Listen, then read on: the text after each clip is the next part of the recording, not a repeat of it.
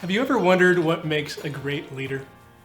In this video, we will briefly explore 4 characteristics that we want to see in life group leaders. The first characteristic is being humble. An arrogant leader can cause all kinds of relational problems, but a humble leader fosters healthy relationships in the group.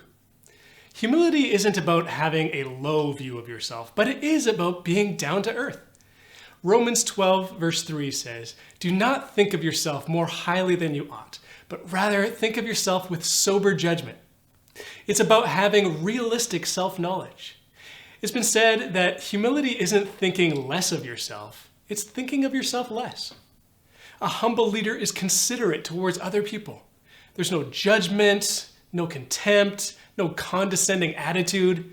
Instead, a humble leader gives the impression that everyone belongs and everyone is valued. And a humble leader is also open to feedback, which leads us to the second characteristic, being teachable. As a leader, you don't have to have everything figured out. You can learn on the job as a group leader. Being teachable means you're open to feedback and suggestions. It means you'll put in some effort to keep growing, such as watching a training video like this. So the fact that you are watching this is already a sign that you are teachable. The wonderful thing about being teachable is that you can keep growing your whole life, and God will be able to use you in ways you never would have imagined. The next characteristic is being curious. Relationships are at the heart of life group ministry, and relationships are built primarily on conversation. So be curious and ask questions to help people open up. Sometimes it is the second or third question that helps you really get to know someone. For example, after asking someone what they like to do for fun and finding out that they like to go hiking, you might ask how they first got into hiking. Maybe they share that their dad took them hiking when they were growing up. So you ask another question, and this leads to a conversation about their relationship with their father. You can see the result of asking follow-up questions. Curiosity helps you go deeper and connect with others. The last characteristic is being intentional. Group leaders show intentionality when they look for opportunities to help their group members grow. Intentionality is about having your eyes open and your ear to the ground. You are paying attention and taking action.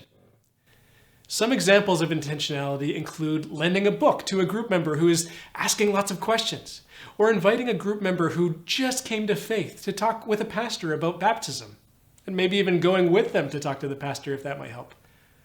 Intentionality might look like asking group members to serve in ways that stretch them a bit without entirely stressing them out. Or giving group members opportunities to pray in pairs or in groups of 3 if they might be too shy to pray out loud in front of everyone. A little intentionality will help your group members feel seen and known.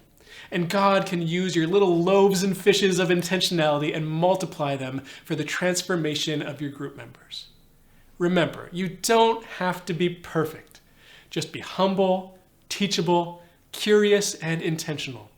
And God will shape you into a great leader. If you remember anything from this video, remember that who you are matters even more than what you do.